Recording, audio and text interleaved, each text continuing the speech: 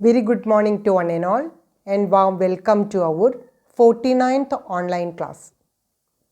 ഇന്നത്തെ ക്ലാസ്സിൽ first topic input tax credit ആണ്.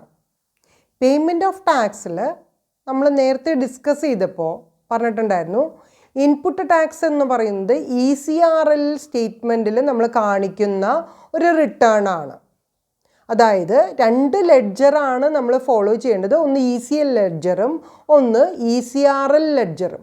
ECL ലെഡ്ജറിൽ സ്റ്റേറ്റ്മെൻറ്റ് ഓഫ് ക്യാഷ് ആണെങ്കിൽ ECRL ലെഡ്ജറിൽ നമ്മൾ കാണിക്കുന്നത് ഇൻപുട്ട് ടാക്സ് ക്രെഡിറ്റിൻ്റെ ഒരു സമ്മറി സ്റ്റേറ്റ്മെൻ്റ് ആണ്.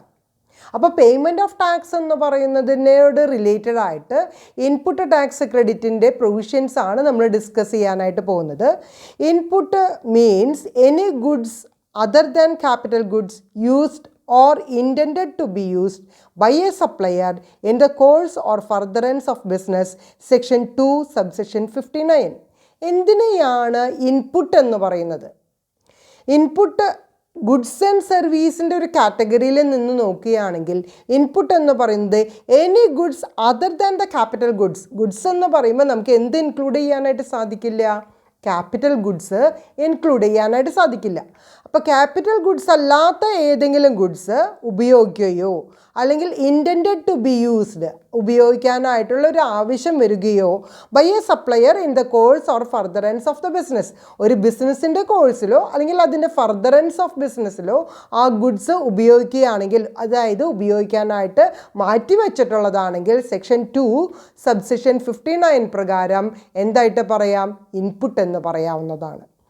Input tax in relation to a registered person means the central tax, state tax, integrated tax or union territory tax charged on any supply of goods or service or both made to him, the integrated goods and service tax charged on import of goods, the tax payable under reverse charge by a recipient registered person on purchase of goods and services from the unregistered dealer, and the tax payable under reverse charge by the recipient in case of a certain notified goods or services, but does not include the tax paid under the composition levy. അപ്പോൾ ഇവിടെ കറക്റ്റായിട്ട് പറയുന്നുണ്ട് എന്തിനെയാണ് input tax എന്ന് പറയുന്നത്. അപ്പോൾ input tax ആണെങ്കിൽ അതൊരു രജിസ്റ്റേർഡ് പേഴ്സണോട് റിലേറ്റഡ് ആയിട്ട് വരുന്ന സെൻട്രൽ ടാക്സോ അല്ലെങ്കിൽ സ്റ്റേറ്റ് ടാക്സോ ഇൻ്റഗ്രേറ്റഡ് ടാക്സോ യൂണിയൻ ടെറിട്ടറി ടാക്സ് എന്ന് പറയുന്നത് സപ്ലൈ ഓഫ് ഗുഡ്സ് അല്ലെങ്കിൽ സർവീസിനോട് റിലേറ്റഡ് ആണെങ്കിൽ അതിനെ നമുക്ക് എന്തായിട്ട് പറയാം? ഇൻപുട്ട് ടാക്സ് എന്ന് പറയുന്ന ഒരു കാറ്റഗറിയിൽ ഇൻക്ലൂഡ് ചെയ്യാവുന്നതാണ്. അതുപോലെ തന്നെ ഇൻ്റഗ്രേറ്റഡ് ഗുഡ്സോ അല്ലെങ്കിൽ ഇൻ്റഗ്രേറ്റഡ് സർവീസ് എന്ന് പറയുന്നത് ഇമ്പോർട്ട് ഓഫ് ഗുഡ്സിന് ടാക്സ് ചാർജ് ചെയ്തിട്ടുണ്ടെങ്കിൽ അതിനെ നമുക്ക് ഏതിൽ ഇൻക്ലൂഡ് ചെയ്യാവുന്നതാണ്? ഇൻപുട്ട് ടാക്സ് ക്രെഡിറ്റിൽ ഇൻക്ലൂഡ് ചെയ്യാവുന്നതാണ്. അതോടൊപ്പം തന്നെ റിവേഴ്സ് ചാർജ് ഉണ്ടെങ്കിൽ അതും നമുക്ക് എന്തായിട്ട് ട്രീറ്റ് ചെയ്യാം? ഇൻപുട്ട് ടാക്സ് ക്രെഡിറ്റ് ആയിട്ട്. ആർക്ക് ട്രീറ്റ് ചെയ്യാവുന്നതാണ്? ഒരു രജിസ്റ്റേർഡ് പേഴ്സൺ ആയിട്ടുള്ള റെസിപ്പിയൻറ്റിന് അത് ഇൻക്ലൂഡ് ചെയ്യാവുന്നതാണ്. അത് പർച്ചേസ് ഓഫ് ഗുഡ്സ് അല്ലെങ്കിൽ സർവീസസ് ആണ് എന്നുണ്ടെങ്കിൽ അതൊരു അൺരജിസ്റ്റേർഡ് ഡീലറുടെ കയ്യിൽ നിന്നാണ് വാങ്ങിയിട്ടുള്ളത്, അല്ലെങ്കിൽ ആ സർവീസ് എന്ന് പറയുന്നത് ലഭിച്ചിട്ടുള്ളത് ഒരു അൺരജിസ്റ്റേർഡ് പേഴ്സൺ ആണ് എന്നുണ്ടെങ്കിലും അതിനോട് റിലേറ്റഡ് ആയിട്ട് ടാക്സ് കൊടുത്തിട്ടുള്ളത്, അതായത് റിവേഴ്സ് ചാർജ് റെസിപ്പിയൻ്റ് കൊടുത്തിട്ടുണ്ടെങ്കിൽ അതിനെ നമുക്ക് എന്തായിട്ട് പറയാവുന്നതാണ്? ഇൻപുട്ട് ടാക്സ് ആയിട്ട് പറയാവുന്നതാണ്. പക്ഷേ ഒരിക്കലും എന്ത് ഇൻക്ലൂഡ് ചെയ്യാനായിട്ട് പാടില്ല? ഒരു കോമ്പോസിഷൻ ലെവി എന്ന് പറയുന്നത് ഒരിക്കലും ഇൻപുട്ട് ടാക്സ് ക്രെഡിറ്റിൽ ഇൻക്ലൂഡ് ചെയ്യാനായിട്ട് പാടില്ല. അപ്പോൾ രണ്ട് മീനിങ് ആണ് ഞാൻ പറഞ്ഞിട്ടുണ്ടായിരുന്നത്. എന്താണ് ഇൻപുട്ട് എന്നും രണ്ടാമത് പറഞ്ഞത് എന്തിനെയാണ് ഇൻപുട്ട് ടാക്സ് എന്ന് പറയുന്നത്. ക്ലിയർ ആയില്ലേ? അപ്പോൾ ഇൻപുട്ട് എന്ന് പറയുന്നത് സെക്ഷൻ 2 സബ്സെക്ഷൻ 59 പ്രകാരമാണ് നമ്മൾ അതിൻ്റെ ഡെഫിനിഷൻ പഠിച്ചിട്ടുള്ളത്. ഇൻപുട്ട് ടാക്സ് എന്ന് പറയുന്നത് ഒരു ഗുഡ്സ് സർവീസ് സപ്ലൈ ചെയ്യുന്നതിനോട് റിലേറ്റഡ് ആയിട്ട് ഒരു രജിസ്റ്റേർഡ് പേഴ്സൺ സെൻട്രൽ ടാക്സോ സ്റ്റേറ്റ് ടാക്സോ അല്ലെങ്കിൽ ഇൻ്റഗ്രേറ്റഡ് ടാക്സോ യൂണിയൻ ടെറിട്ടറി ടാക്സ് ആയിട്ട് കൊടുക്കുകയോ, അത് സപ്ലൈ ഓഫ് ഗുഡ്സ് അല്ലെങ്കിൽ സർവീസ് റിലേറ്റഡ് ആണെങ്കിലും അതുപോലെ തന്നെ ഇമ്പോർട്ട് ഓഫ് ഗുഡ്സിൽ നമുക്ക് റിലേറ്റഡ് ആയിട്ട് ഇൻ്റഗ്രേറ്റഡ് ഗുഡ്സിനോട് റിലേറ്റഡ് ആണ് എന്നുണ്ടെങ്കിൽ റിവേഴ്സ് ചാർജ് ബേസിസിൽ ഒരു റെസിപ്പിയൻറ്റിന് പർച്ചേസ് ഓഫ് ഗുഡ്സ് അല്ലെങ്കിൽ പർച്ചേസ് ഓഫ് സർവീസ് എന്ന് പറയുന്നത് ഒരു അൺരജിസ്റ്റേർഡ് ഡീലറാണ് എന്നുണ്ടെങ്കിലും നമുക്ക് എന്തായിട്ട് ഇൻക്ലൂഡ് ചെയ്യാവുന്നതാണ്? ഇൻപുട്ട് ടാക്സ് ക്രെഡിറ്റ് ആയിട്ട് ഇൻക്ലൂഡ് ചെയ്യാവുന്നതാണ്. പക്ഷെ ഒരിക്കലും എന്ത് ഇൻക്ലൂഡ് ചെയ്യാൻ പാടില്ല? ഒരു കോമ്പോസിഷൻ ലെവി എന്ന് പറയുന്നത് ഏതിൽ ഇൻക്ലൂഡ് ചെയ്യാൻ പാടില്ല? ഇൻപുട്ട് ടാക്സിൽ ഇൻക്ലൂഡ് ചെയ്യാനായിട്ട് പാടില്ല. Then what are the eligibilities and conditions for taking input tax credit? Section 16 ആണ് ഇൻപുട്ട് ടാക്സ് ക്രെഡിറ്റ് എന്ന് പറയുന്നതിൻ്റെ എലിജിബിലിറ്റി. എന്തൊക്കെയാണ് അതിൻ്റെ conditions related to the input tax credit എന്ന് പറയുന്നത് എക്സ്പ്ലെയിൻ ചെയ്യുന്നത്. A person shall be entitled to take a credit of input tax only when he is registered under GST. The goods and service are used or intended to be used in the course or the furtherance of the business. ഇവിടെ first condition പറയുന്നത് ഒരു person section 16 പ്രകാരം ഒരു person എന്ന് പറയുന്നത് input tax credit avail ചെയ്യാനായിട്ട് സാധിക്കണമെന്നുണ്ടെങ്കിൽ അദ്ദേഹം GST act പ്രകാരം രജിസ്റ്റർ ചെയ്തിട്ടുള്ള ഒരു പേഴ്സൺ ആയിരിക്കണം. രണ്ടാമത് പറയുന്നത് ഗുഡ്സ് ആൻഡ് സർവീസ് എന്ന് പറയുന്നത് ഉപയോഗിക്കുകയോ അല്ലെങ്കിൽ ഇൻറ്റൻഡഡ് ടു ബി യൂസ്ഡ് എന്ന് പറയുന്നത് ഒരു കോഴ്സ് ഓഫ് ബിസിനസ്സിലോ അല്ലെങ്കിൽ ഫർദറൻസ് ഓഫ് ബിസിനസ്സിനോടോ റിലേറ്റഡ് ആണെങ്കിൽ മാത്രമേ ഇവിടെ ഇൻപുട്ട് ടാക്സ് ക്രെഡിറ്റ് എന്ന് പറയുന്നത് സെക്ഷൻ 16 പ്രകാരം ക്ലെയിം ചെയ്യാനായിട്ട് സാധിക്കുള്ളൂ. ഇനി നെക്സ്റ്റ് കണ്ടീഷൻസ് പറയുന്നത് he satisfies the following conditions. ഈ പറയുന്ന കണ്ടീഷൻസ് സാറ്റിസ്ഫൈ ചെയ്യുകയാണെങ്കിലും നമുക്ക് എന്ത് ചെയ്യാനായിട്ട് സാധിക്കും? ഇൻപുട്ട് ടാക്സ് ക്രെഡിറ്റ് ക്ലെയിം ചെയ്യാനായിട്ട് സാധിക്കും. He is in possession of a tax invoice or a debit note issued by a supplier registered under the act or such other tax paying documents as may be prescribed. ഒരു supplier issue ചെയ്തിട്ടുള്ള ഒരു tax invoice ആയിക്കോട്ടെ അല്ലെങ്കിൽ ഒരു debit not എന്ന് പറയുന്നത് process ചെയ്യാനുള്ള right ഉണ്ട്. GST ആക്ട് പ്രകാരം സപ്ലയർ ഇഷ്യൂ ചെയ്തിട്ടുള്ള ടാക്സ് ഇൻവോയ്സോ അല്ലെങ്കിൽ ഡെബിറ്റ് നോട്ടോ പ്രോസസ്സ് ചെയ്യാനുള്ള ഒരു റൈറ്റ് ഉണ്ടാവുകയും അതുപോലെ തന്നെ and such other tax paying documents as may be prescribed. GST act പ്രകാരം പ്രിസ്ക്രൈബ് ചെയ്തിട്ടുള്ള ഏതെങ്കിലും ഒരു ടാക്സ് പേ ചെയ്യുന്ന ഒരു ഡോക്യുമെൻ്റ് ഉണ്ടെങ്കിൽ അത് ആ ആൾക്ക് നമുക്ക് എന്ത് ചെയ്യാവുന്നതാണ്? ഇൻപുട്ട് ടാക്സ് ക്രെഡിറ്റ് എന്ന് പറയുന്നത് അവെയിൽ ചെയ്യാവുന്നതാണ്. He has received the goods or service or both. അദ്ദേഹത്തിന് ഗുഡ്സ് അല്ലെങ്കിൽ സർവീസ് എന്ന് പറയുന്നത് ലഭിച്ചിട്ടുണ്ടെങ്കിൽ ഇൻപുട്ട് ടാക്സ് ക്രെഡിറ്റ് അവെയിൽ ചെയ്യാവുന്നതാണ്. Tax on supply is paid by the supplier to the government by way of utilization of input tax credit or cash or bank payment. ഇനി input tax credit എന്ന് പറയുന്നത് utilise ചെയ്യാനായിട്ട് ഒരു tax ഗവൺമെൻറ്റിന് കൊടുക്കുന്നതിന് വേണ്ടിയിട്ട് ഉപയോഗിക്കാനായിട്ട് ഒരു സപ്ലയർക്ക് സാധിക്കുകയാണെങ്കിൽ, അതായത് tax on supply is paid by the supplier, ഗവൺമെൻറ്റിലേക്ക് അടയ്ക്കുന്ന ടാക്സ് ഓൺ സപ്ലൈ എന്ന് പറയുന്നത് ഏതിൽ നിന്ന് യൂട്ടിലൈസ് ചെയ്യാൻ സാധിക്കുകയാണ്? ഒരു ഇൻപുട്ട് ടാക്സ് ക്രെഡിറ്റ് ഉണ്ട് അല്ലെങ്കിൽ ക്യാഷ് അല്ലെങ്കിൽ ബാങ്ക് പേയ്മെൻറ്റ് വഴി കൊടുക്കാനായിട്ട് സാധിക്കുന്നുണ്ട് എന്നുണ്ടെങ്കിൽ ആ ആൾക്ക് എന്ത് ചെയ്യാവുന്നതാണ്? ഇൻപുട്ട് ടാക്സ് ക്രെഡിറ്റ് എന്ന് പറയുന്നത് ക്ലെയിം ചെയ്യാവുന്നതാണ്. He has furnished the return under section 39. Section 39 പ്രകാരം ഒരു റിട്ടേൺ ഫയൽ ചെയ്യുന്ന ഒരു പേഴ്സൺ ആണെങ്കിൽ അദ്ദേഹത്തിന് ഇൻപുട്ട് ടാക്സ് ക്രെഡിറ്റ് അവെയിൽ ചെയ്യാവുന്നതാണ്. അപ്പം 4 കണ്ടീഷൻസ് ആണ് ഇവിടെ സാറ്റിസ്ഫൈ ചെയ്യേണ്ടത്. അതായത് ഇൻപുട്ട് ടാക്സ് ക്രെഡിറ്റ് എന്ന് പറയുന്നത് സെക്ഷൻ 16 പ്രകാരം ക്ലെയിം ചെയ്യാനായിട്ട് എലിജിബിൾ ആകണമെന്നുണ്ടെങ്കിൽ 4 കണ്ടീഷൻസിൽ പറഞ്ഞിട്ടുള്ളത്. ആദ്യത്തെ കണ്ടീഷനിൽ പറഞ്ഞിട്ടുള്ളത് സപ്ലയർ ഇഷ്യൂ ചെയ്യുന്നത് ടാക്സ് ഇൻവോയ്സ് ആയിക്കോട്ടെ അല്ലെങ്കിൽ എനി ഡെബിറ്റ് നോട്ടോ അല്ലെങ്കിൽ ടാക്സ് പേ ചെയ്യുന്ന ഏതെങ്കിലും ഒരു ഡോക്യുമെൻ്റ് ഉണ്ടെങ്കിൽ അത് GST ആക്ട് പ്രകാരം പ്രിസ്ക്രൈബ് ചെയ്തിട്ടുള്ള ഒരു ഡോക്യുമെൻ്റ് ആണെങ്കിൽ അത് പ്രോസസ്സ് ചെയ്യാനുള്ള റൈറ്റ് ഉണ്ട് എന്നുണ്ടെങ്കിൽ അദ്ദേഹത്തിന് എന്ത് ചെയ്യാവുന്നതാണ്? ഒരു ഇൻപുട്ട് ടാക്സ് ക്രെഡിറ്റ് എന്ന് പറയുന്നത് ക്ലെയിം ചെയ്യാവുന്നതാണ്. രണ്ടാമത് പറഞ്ഞിട്ടുള്ളത് ഗുഡ്സ് ആൻഡ് സർവീസ് എന്ന് പറയുന്നത് അല്ലെങ്കിൽ ഗുഡ്സ് ആൻഡ് സർവീസ് എന്ന് പറയുന്നത് ലഭിച്ചിട്ടുള്ള ഒരു പേഴ്സൺ ആണെങ്കിൽ എന്ത് ചെയ്യാം? ഇൻപുട്ട് ടാക്സ് ക്രെഡിറ്റ് ക്ലെയിം ചെയ്യാവുന്നതാണ്. നെക്സ്റ്റ് പറഞ്ഞിട്ടുള്ളത് ടാക്സ് ഓൺ സപ്ലൈ എന്ന് പറയുന്നത് സപ്ലയർ ഗവൺമെൻറ്റിന് ടാക്സ് പേ ചെയ്യുന്നുണ്ടെങ്കിൽ ഇൻപുട്ട് ടാക്സ് ക്രെഡിറ്റ് എന്ന് പറയുന്നത് യൂട്ടിലൈസ് ചെയ്തുകൊണ്ട് അല്ലെങ്കിൽ ക്യാഷ് അല്ലെങ്കിൽ ബാങ്ക് പേയ്മെൻറ്റ് യൂട്ടിലൈസ് ചെയ്തുകൊണ്ട് അദ്ദേഹത്തിന് എന്ത് ചെയ്യാനായിട്ട് സാധിക്കും? ഗവൺമെൻറ്റിലേക്ക് ടാക്സ് അടയ്ക്കാനായിട്ട് സാധിക്കും. ലാസ്റ്റ് പറയുന്നത് സെക്ഷൻ 39 പ്രകാരം റിട്ടേൺ ഫർണിഷ് ചെയ്തിട്ടുള്ള ഒരു പേഴ്സൺ ആണെങ്കിൽ അദ്ദേഹത്തിന് ഇൻപുട്ട് ടാക്സ് ക്രെഡിറ്റ് എന്ന് പറയുന്നത് ക്ലെയിം ചെയ്യാനായിട്ട് സാധിക്കും. ഇനി next topic reversal of input tax credit. എപ്പോഴാണ് ഒരു ഇൻപുട്ട് ടാക്സ് ക്രെഡിറ്റ് എന്ന് പറയുന്നത് റിവേഴ്സ് ചെയ്യാനായിട്ട് സാധിക്കാം? Where a recipient fails to pay to the supplier of goods or service or both, the amount towards the value of supply along with the tax payable thereon within a period of 180 days from the date of issue of notice by the supplier, an amount equal to the input tax credit availed by the recipient shall be added to his output tax liability along with the interest thereon. അപ്പോൾ reversal tax, അതായത് reversal input tax credit ആണ് എന്നുണ്ടെങ്കിൽ recipient എന്തിൽ fail ചെയ്തിട്ടുണ്ടായിരിക്കണം? To pay the supplier of goods. ആരാണോ goods അല്ലെങ്കിൽ service എന്ന് പറയുന്നത് സപ്ലൈ ചെയ്തിട്ടുള്ളത്, അദ്ദേഹത്തെയാണ് നമ്മൾ എന്തായിട്ട് പറയുന്നത്? സപ്ലയർ എന്ന് പറയുന്നത്.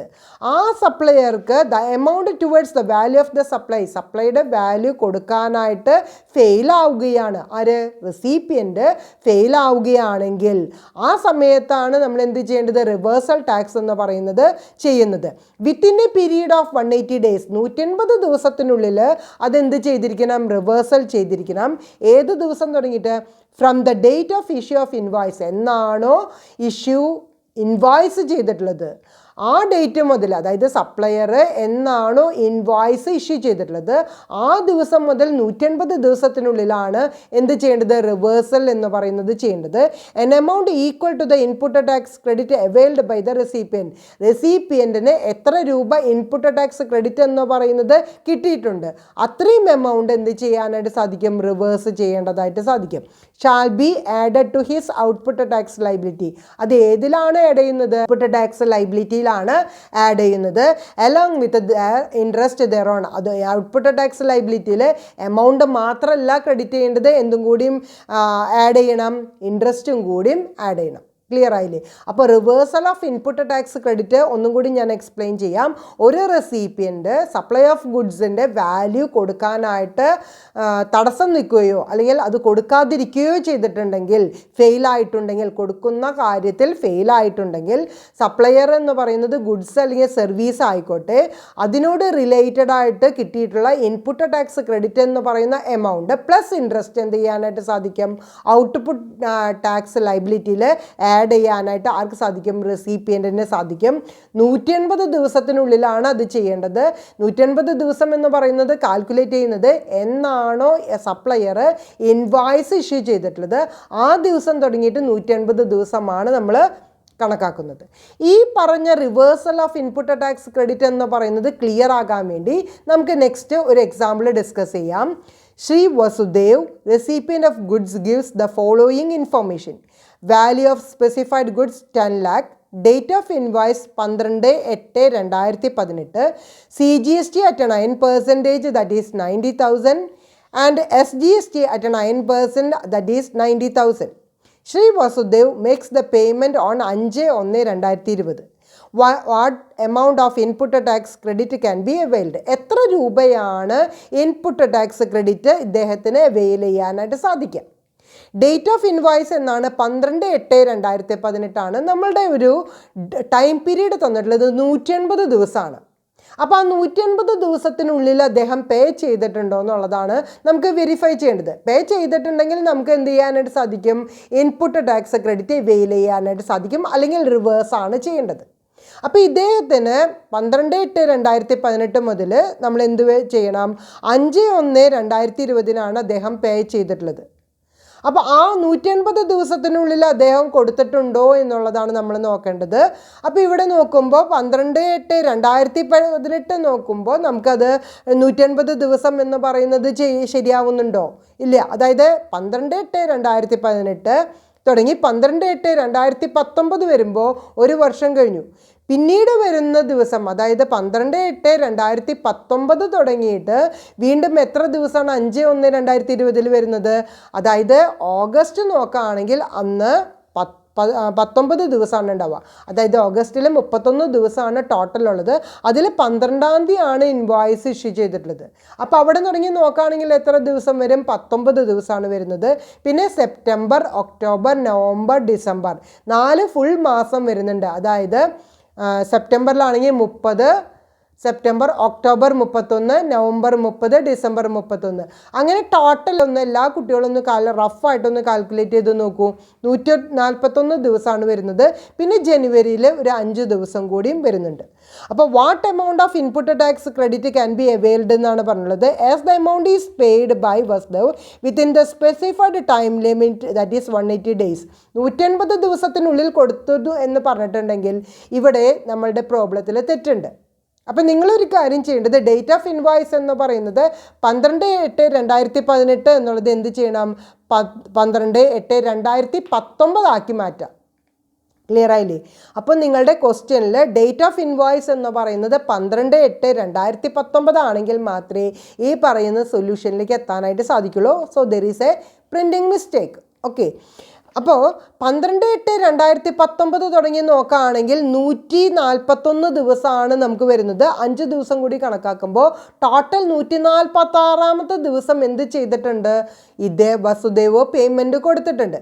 അപ്പോൾ as the amount is paid by Vasudev within the specified time limit, 180 ദിവസത്തിനുള്ളിൽ തന്നെ അദ്ദേഹം എന്ത് ചെയ്തിട്ടുണ്ട്, പേയ്മെൻറ്റ് കൊടുത്തിട്ടുണ്ട്. അപ്പോൾ നമുക്ക് എന്ത് ചെയ്യാം, ഇദ്ദേഹത്തിൻ്റെ ഇൻപുട്ട് ടാക്സ് ക്രെഡിറ്റ് എന്ന് പറയുന്നത് അവെയിൽ ചെയ്യാവുന്നതാണ്. എത്രയാണ് CGST പ്രകാരം ക്രെഡിറ്റ് വന്നിട്ടുള്ളത്, 90,000. SGST പ്രകാരം 90,000. ടോട്ടൽ എത്ര എമൗണ്ട് വന്നിട്ടുണ്ട്, 1,80,000 വന്നിട്ടുണ്ട്.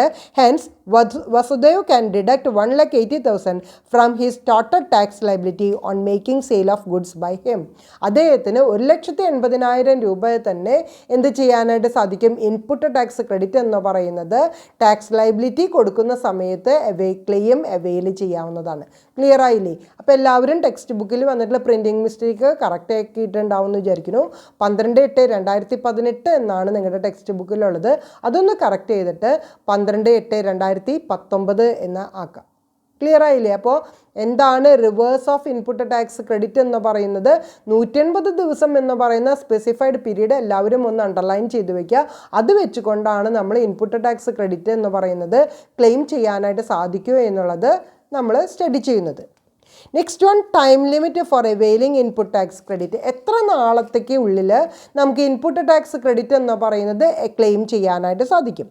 A registered person shall not be entitled to take input tax credit in respect of any invoice or debit note after the period is the due date of furnishing the return under section 39 for the month of September following the end of the financial year to which such invoice or invoice relating to such debit note pertains, or furnishing of the relevant annual return whichever is earlier.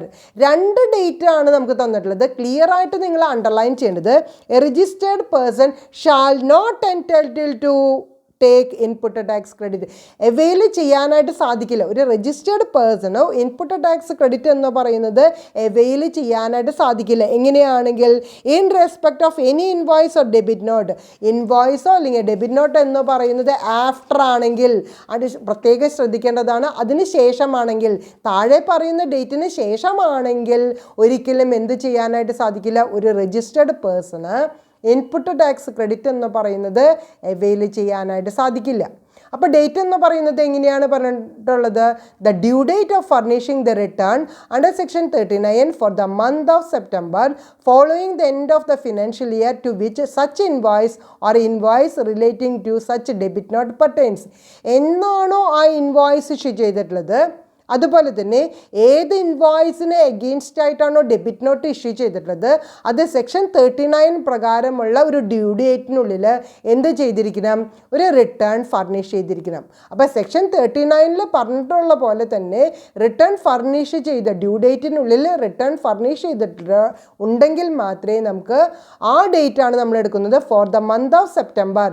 Section 39 പ്രകാരം four the month of September എന്ന് പറഞ്ഞിട്ടുണ്ടെങ്കിൽ the end of the financial year കഴിഞ്ഞിട്ട് വരുന്ന September മാസത്തിനുള്ളിൽ നമ്മൾ എന്ത് ചെയ്തിരിക്കണം, section 39 പ്രകാരമുള്ള റിട്ടേൺ ഫർണിഷ് ചെയ്തിരിക്കണം. രണ്ടാമത് ഡേറ്റ് പറയുന്നത് furnishing of the relevant annual return. എന്നാണോ ആനുവൽ റിട്ടേൺ ഫയൽ ചെയ്യേണ്ടത് ആ ദിവസത്തിനുള്ളിൽ റിട്ടേൺ ഫയൽ ചെയ്തിരിക്കണം. ഈ 2 ഡേറ്റ് നോക്കിയിട്ട് എന്നാണോ ഏർലിയർ ആ ഡേറ്റ് നോക്കി അതിന് ശേഷമാണെങ്കിൽ ആ രജിസ്റ്റേർഡ് പേഴ്സണ് എന്ത് അവെയിൽ ചെയ്യാനായിട്ട് സാധിക്കില്ല? ഇൻപുട്ട് ടാക്സ് ക്രെഡിറ്റ് എന്ന് പറയുന്നത് അവെയിൽ ചെയ്യാനായിട്ട് സാധിക്കില്ല. ക്ലിയർ ആയില്ലേ? അപ്പോൾ ഞാൻ വീണ്ടും പറയാം, ഒരു registered person input tax credit എന്ന് പറയുന്നത് അവെയിൽ ചെയ്യണമെങ്കിൽ അത് ഇൻവോയ്സ് ആയിക്കോട്ടെ, ഡെബിറ്റ് നോട്ട് ആയിക്കോട്ടെ, എന്തിനു മുമ്പായിരിക്കണം? താഴെ പറയുന്ന 2 ഡേറ്റിന് മുമ്പാണെങ്കിൽ മാത്രമേ ഇൻപുട്ട് ടാക്സ് ക്രെഡിറ്റ് എന്ന് പറയുന്നത് അവെയിൽ ചെയ്യാനായിട്ട് സാധിക്കുള്ളൂ. അതായത് സെക്ഷൻ 39 പ്രകാരം റിട്ടേൺ ഫർണിഷ് ചെയ്യുന്ന ആ ഡ്യൂ ഡേറ്റിന് മുമ്പായിട്ട്, അതായത് ഡ്യൂ ഡേറ്റ് എന്ന് പറയുന്നത് ഫിനാൻഷ്യൽ ഇയർ അവസാനിച്ചിട്ട് നെക്സ്റ്റ് സെപ്റ്റംബറിന് മുമ്പായിട്ട് റിട്ടേൺ ഫർണിഷ് ചെയ്യുകയും ഇൻവോയ്സ് അതുപോലെ തന്നെ ഇൻവോയ്സിന് അഗെയിൻസ്റ്റ് ആയിട്ടുള്ള ഡെബിറ്റ് നോട്ടിൻ്റെ റിട്ടേൺ ഫർണിഷ് ചെയ്യുകയോ അല്ലെങ്കിൽ ആനുവൽ റിട്ടേൺ ഡ്യൂ ഡേറ്റിന് മുമ്പ് ഫർണിഷ് ചെയ്യുക.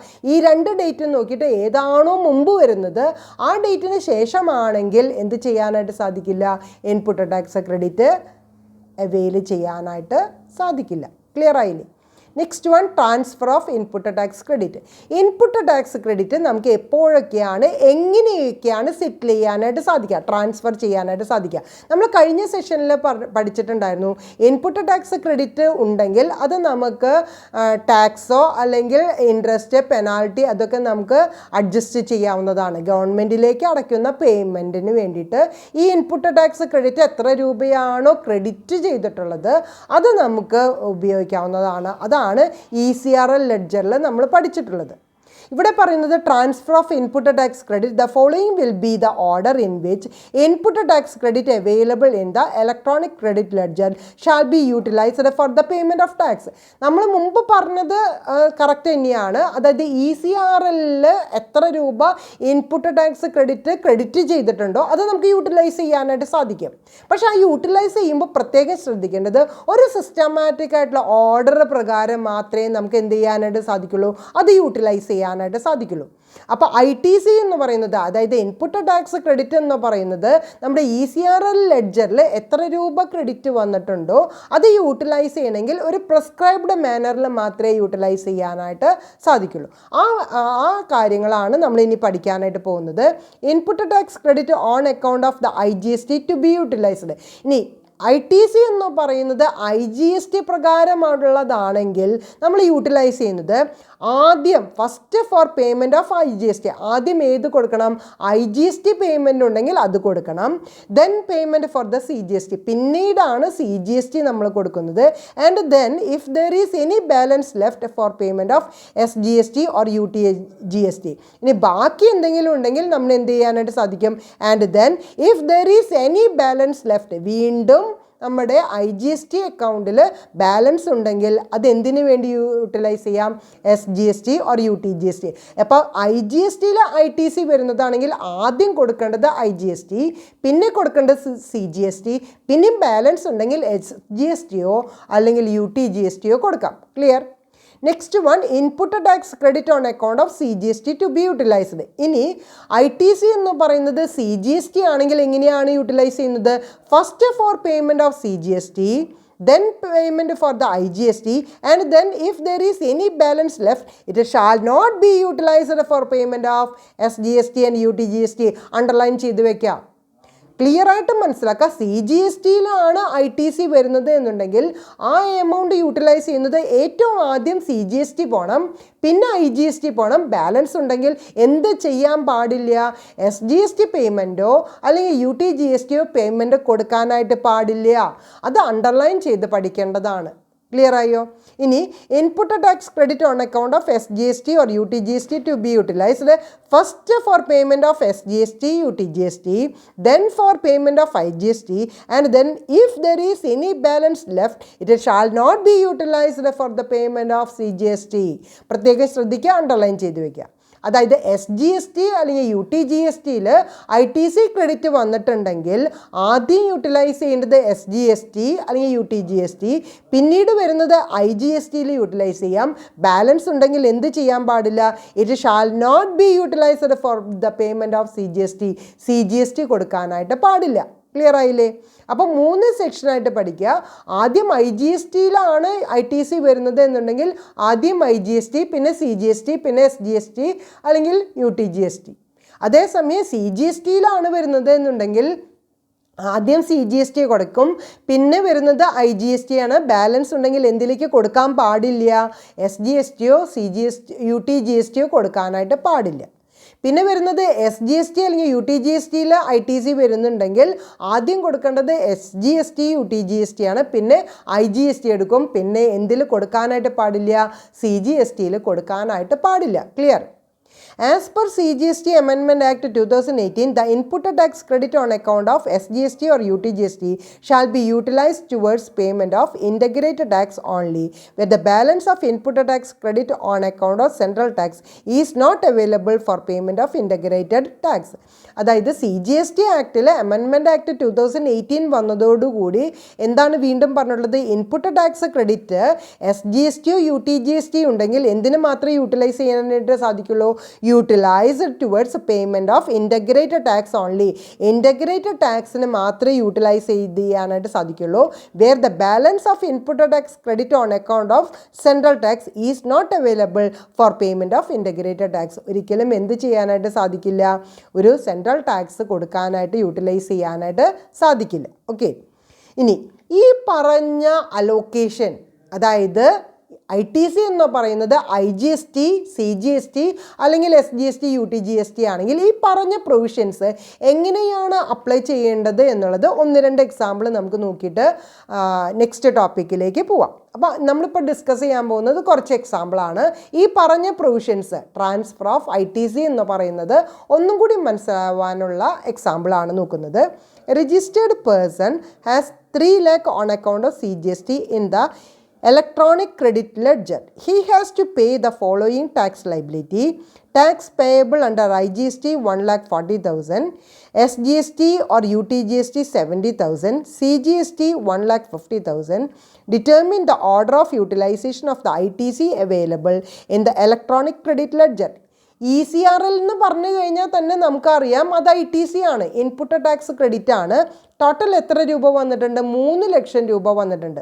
അപ്പം നിങ്ങൾ ക്ലിയർ ആയിട്ട് മനസ്സിലാക്കുക, ഇത് CGSTയുടെ അക്കൗണ്ടിലാണ് വന്നിട്ടത്. അപ്പോൾ ഏറ്റവും ആദ്യം ഏത് പേ ചെയ്യാനായിട്ടാണ് യൂട്ടിലൈസ് ചെയ്യേണ്ടത്?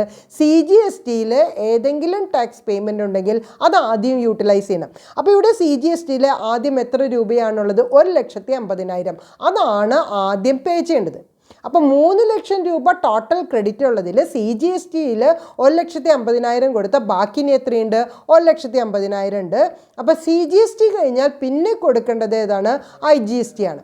ഇവിടെ IGST എത്ര വരുന്നുണ്ട്? 1,40,000 ആണ് IGST വരുന്നത്.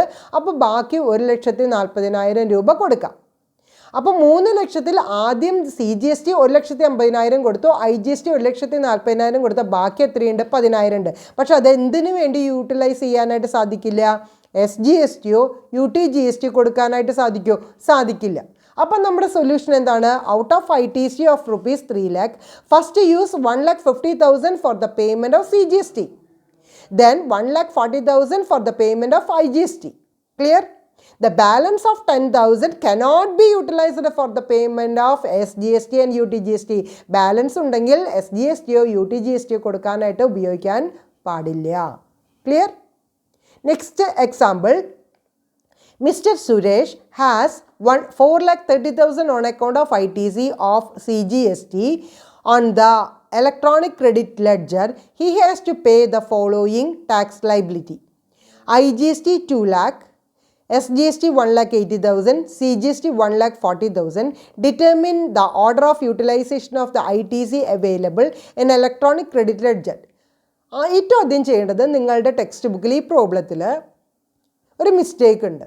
അതായത് സുരേഷിന് ITC കിട്ടിയത് CGST അല്ല, അതൊന്ന് കറക്റ്റ് ചെയ്യുക, IGST ആണ്. അപ്പോൾ സുരേഷിന് 4,30,000 കിട്ടിയിട്ടുള്ളത് IGST അക്കൗണ്ടിലാണ്, ECRL ലെഡ്ജറിൽ വന്നിട്ടുള്ളത്. അപ്പോൾ ടോട്ടൽ എത്ര രൂപ വന്നിട്ടുണ്ട്? 4,30,000 വന്നിട്ടുണ്ട്. IGST ആയതുകൊണ്ട് ഏറ്റവും ആദ്യം ഏതാണ് കൊടുക്കേണ്ടത്? IGSTയിലുള്ള പേയ്മെൻ്റ് ആണ് കൊടുക്കേണ്ടത്. ഇവിടെ IGSTയിൽ സുരേഷിന് എത്ര രൂപ വന്നിട്ടുണ്ട്? 2 ലക്ഷം രൂപ വന്നിട്ടുണ്ട്. അപ്പോൾ 4,30,000 ക്രെഡിറ്റ് വന്നിട്ടുള്ളതിൽ ആദ്യം IGST കൊടുക്കണം. Because it is on account of ITC of IGST. എല്ലാവരും കറക്റ്റ് ചെയ്തിട്ടില്ലേ? CGST ആണെങ്കിൽ പറയുന്നതൊക്കെ തെറ്റാണ് കേട്ടോ.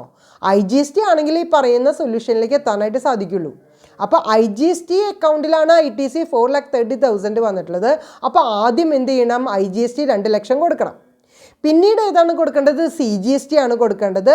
അപ്പോൾ 2 ലക്ഷം കഴിഞ്ഞാൽ ബാക്കി നമ്മുടെ കയ്യിൽ എത്രയുണ്ട്? 2,30,000 രൂപ സുരേഷിൻ്റെ അക്കൗണ്ട് IGST അക്കൗണ്ടിൽ ITC ക്രെഡിറ്റ് ഉണ്ട്.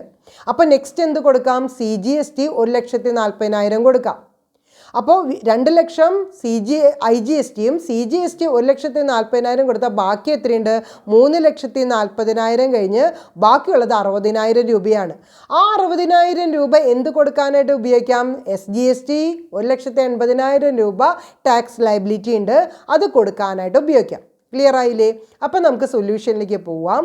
Out of the ITC of 4,30,000 first use 2 lakh four the payment of IGST കൊടുക്കാനായിട്ടാണ് ആദ്യം നമ്മൾ യൂട്ടിലൈസ് ചെയ്യുന്നത്. Out of the balance of rupees 2,30,000 use 1,40,000 four payment of CGST. ബാക്കിയുള്ള 2,30,000-ൽ 1,40,000 രൂപ എന്ത് കൊടുക്കാനായിട്ട് ഉപയോഗിക്കും? CGSTയിലുള്ള ടാക്സ് ലയബിലിറ്റി കൊടുക്കാനായിട്ട് ഉപയോഗിക്കും. ബാലൻസ് എത്രയുണ്ട്? 60,000 രൂപയുണ്ട്. ആ 60,000 രൂപ നമുക്ക് എന്ത് ചെയ്യാനായിട്ട് സാധിക്കും? IGST അക്കൗണ്ടിലായതുകൊണ്ട് ബാലൻസ് നമുക്ക് എന്ത് ചെയ്യാനായിട്ട് സാധിക്കും?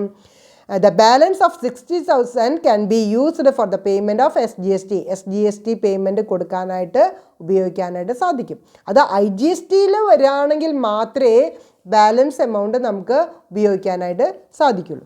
ഇനി third example, A person has 5,70,000 on account of ITC of SGST on the electronic credit ledger. His tax liability consists of IGST 1,80,000, SGST 2,70,000, CGST 1,60,000. Determine the order of utilization of the ITC available in electronic credit ledger. Total credit വന്നിട്ടുള്ളത് 5,70,000 ആണ്. ITC account SGSTയിലാണ് അത് വന്നിട്ടുള്ളത്. അപ്പോൾ SGSTയിൽ വന്നിട്ടുണ്ടെങ്കിൽ first payment ഏതാണ് കൊടുക്കേണ്ടത്? SGSTയിലോ UTGSTയിലോ tax liability ഉണ്ടെങ്കിൽ അതാണ് ആദ്യം കൊടുക്കേണ്ടത്. ഇവിടെ എത്ര രൂപയാണ് വന്നിട്ടുള്ളത്? 2,70,000 രൂപ വന്നിട്ടുണ്ട്. അപ്പോൾ 5,70,000 ITC ക്രെഡിറ്റിൽ ഏറ്റവും ആദ്യം യൂട്ടിലൈസ് ചെയ്യേണ്ടത് SGSTയിൽ വന്നിട്ടുള്ള 2,70,000 ആണ്. 2,70,000 കൊടുത്തു കഴിഞ്ഞാൽ ബാക്കി 3 ലക്ഷം രൂപയുണ്ട്. അത് നെക്സ്റ്റ് നമുക്ക് എന്തിനു യൂട്ടിലൈസ് ചെയ്യാം? IGSTക്ക് വേണ്ടിയിട്ട് യൂട്ടിലൈസ് ചെയ്യാം. IGST എത്ര കൊടുക്കാനുണ്ട്? 1,80,000 രൂപയാണ് ഇവിടെ കൊടുക്കാനുള്ളത്. അപ്പോൾ വീണ്ടും നമ്മൾ 1,80,000 കൊടുത്ത് ബാക്കിയുള്ള എമൗണ്ട് നമുക്ക് എന്ത് ചെയ്യാൻ സാധിക്കും? CGST കൊടുക്കാനായിട്ട് സാധിക്കുമോ? പറ്റില്ല. ഇവിടെ പറയുന്നത് എന്താണ്? CGSTയിലേക്ക് ബാലൻസ് എമൗണ്ട് SGST അക്കൗണ്ടിലാണ് ITC വരുന്നത് എന്നുണ്ടെങ്കിൽ ഏത് മാത്രമേ കൊടുക്കാനായിട്ട് സാധിക്കുള്ളൂ? STGSTയും ITGSTയും മാത്രമേ നമുക്ക് എന്ത് ചെയ്യാനായിട്ട് സാധിക്കുള്ളൂ? ടാക്സ് പേയ്മെൻറ്റ് നടത്താനായിട്ട് സാധിക്കുള്ളൂ. അപ്പോൾ ആദ്യത്തെ SGST 2,70,000-ഉം IGST 1,80,000 രൂപ മാത്രമേ കൊടുക്കാനായിട്ട് പറ്റുള്ളൂ. അപ്പോൾ നമുക്ക് സൊല്യൂഷനിലേക്ക് പോവാം. Out of ₹5,70,000 first use 2,70,000 for paying SGST, then use 1,80,000 for paying the IGST. The balance of ₹1,20,000 cannot be used for the payment of CGST. അപ്പോൾ SGSTയിലാണ് ITC ക്രെഡിറ്റ് വരുന്നത് എന്നുണ്ടെങ്കിൽ അതിൽ ആദ്യം നമ്മൾ യൂട്ടിലൈസ് ചെയ്യേണ്ടത് SGST ആണ്. പിന്നീട് IGST യൂട്ടിലൈസ് ചെയ്യാം. പക്ഷേ ഒരു കാരണവശാലും ബാലൻസ് എമൗണ്ട് ഉണ്ടെങ്കിൽ എന്ത് യൂട്ടിലൈസ് ചെയ്യാനായിട്ട് സാധിക്കില്ല? CGSTയുടെ ടാക്സ് ലയബിലിറ്റി കൊടുക്കാനായിട്ട് ഉപയോഗിക്കാൻ സാധിക്കില്ല. അതുകൊണ്ട് തന്നെ ഈ പ്രോബ്ലത്തിൽ ടോട്ടൽ ITC 5,70,000 ഉണ്ടെങ്കിലും SGST 2,70,000-ഉം IGST 1,80,000 മാത്രമേ നമുക്ക് എന്ത് ചെയ്യാനായിട്ട് സാധിക്കുള്ളൂ? യൂട്ടിലൈസ് ചെയ്യാനായിട്ട് സാധിക്കുള്ളൂ. ഈ എക്സാമ്പിൾ എല്ലാ സ്റ്റുഡൻസിനും ക്ലിയർ ആയിട്ടുണ്ടാവുമെന്ന് വിചാരിക്കുന്നു. അപ്പം ഞാൻ ഇന്നത്തെ ഒരു ക്ലാസ്സിൽ IGSTയുടെ കാര്യം മാത്രമാണ് ഡിസ്കസ് ചെയ്തിട്ടുള്ളത്. IGST എന്ന് പറയുന്നതിൻ്റെ ഇൻപുട്ടിൻ്റെ മീനിങ് എന്താണ്, ഇൻപുട്ട് ടാക്സ് എന്ന് പറയുന്നതിൻ്റെ മീനിങ് എന്താണ്, ആരൊക്കെയാണ് ഇൻപുട്ട് ടാക്സ് ക്രെഡിറ്റിനെ അവെയിൽ ചെയ്യാനായിട്ട് എലിജിബിൾ ആകുന്നത്, അതിൻ്റെ സെർട്ടൻ കണ്ടീഷൻസും, അതുപോലെ തന്നെ ആ ക്രെഡിറ്റ് ചെയ്യുന്ന എമൗണ്ട് റിവേഴ്സൽ വരുന്നത് എപ്പോഴാണ്, എങ്ങനെയാണ് അത് റിവേഴ്സൽ ഇൻപുട്ട് ടാക്സ് ക്രെഡിറ്റ് എന്ന് പറയുന്നത് ക്ലെയിം ചെയ്യുക എന്നുള്ളതും, ആ ക്രെഡിറ്റ് വന്നിട്ടുള്ളത് ECRL എത്ര രൂപ ക്രെഡിറ്റ് വന്നിട്ടുണ്ടോ ആ എമൗണ്ട് എങ്ങനെയാണ് അലോക്കേറ്റ് ചെയ്യുന്നത്, അത് വിത്ത് എക്സാമ്പിൾ തന്നെ നമ്മൾ ഡിസ്കസ് ചെയ്തിട്ടുണ്ടായിരുന്നു. എല്ലാ സ്റ്റുഡൻസിനും ക്ലിയർ ആയിട്ടുണ്ടാവുമെന്ന് വിചാരിക്കുന്നു. ചെറിയൊരു ടോപ്പിക്ക് മാത്രമേ ഞാൻ എടുത്തിട്ടുള്ളൂ. അത് തിയറി നിങ്ങൾ ടെക്സ്റ്റ് ബുക്കിൽ നോക്കുക. ഞാൻ പല കറക്ഷൻസും ടെക്സ്റ്റ് ബുക്കിൽ പറയുന്നുണ്ട്. എല്ലാ സ്റ്റുഡൻസും അത് ചെയ്തിട്ടുണ്ടാവും എന്നുള്ള ഒരു വിശ്വാസം എനിക്കുണ്ട്. ആ കറക്ഷൻ വരുത്തിയിട്ടില്ലെങ്കിൽ നിങ്ങളുടെ സൊല്യൂഷൻ എൻ്റയർലി തെറ്റായിട്ട് പോകും. ഓക്കെ, അതുകൊണ്ട് പറയുന്ന മിസ്റ്റേക്കുകൾ ഉടനടി തന്നെ നിങ്ങളുടെ ടെക്സ്റ്റ് ബുക്കുകളിൽ കറക്റ്റ് ചെയ്യുക. എന്നിട്ട് അതിനനുസരിച്ച് കൊണ്ട് തന്നെ പഠിക്കാനായിട്ട് നോക്കാം. എന്നിട്ട് എന്തെങ്കിലും ഡൗട്ട് ഉണ്ടെങ്കിൽ ക്ലാരിഫൈ ചെയ്യാം. Okay, thank you very much. Have A nice day.